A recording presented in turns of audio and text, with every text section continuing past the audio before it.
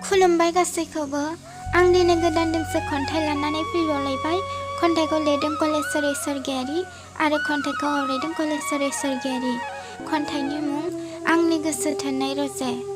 फैदो बिदिब्ला खन्थाइखौ दान्दिसे खोनासंलांदिनि। आंनि गोसो थोनाय रजे, सानो गोसोआव नों दा फै रजे।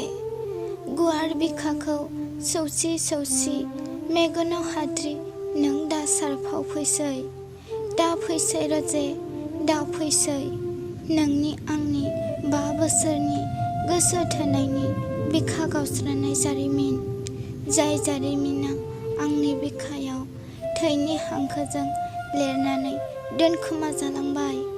मेगनाव मोदैनि बाना बोहैग्लाय होलांना दायो दङ आं सिमांनि बै गोजोन फुरियावसो नोंखौ बावलांनो नाजानानै।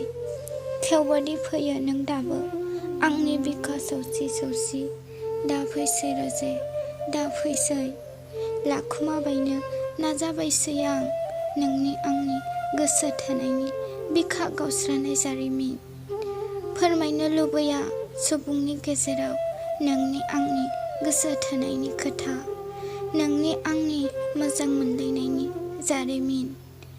सोरबाबा मिनिनोबो हागौ, रायखुमानोबो हागौ नंखाय साननानै नोंनि आंनि गोसो थोनाय।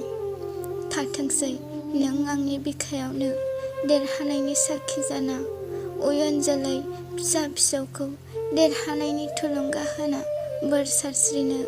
जै जाथों खुसियावनो थाथों बर' बिमानि गोसोआव, जै जाथों खुसियावनो थाथों बर' बिमानि गोसोआव।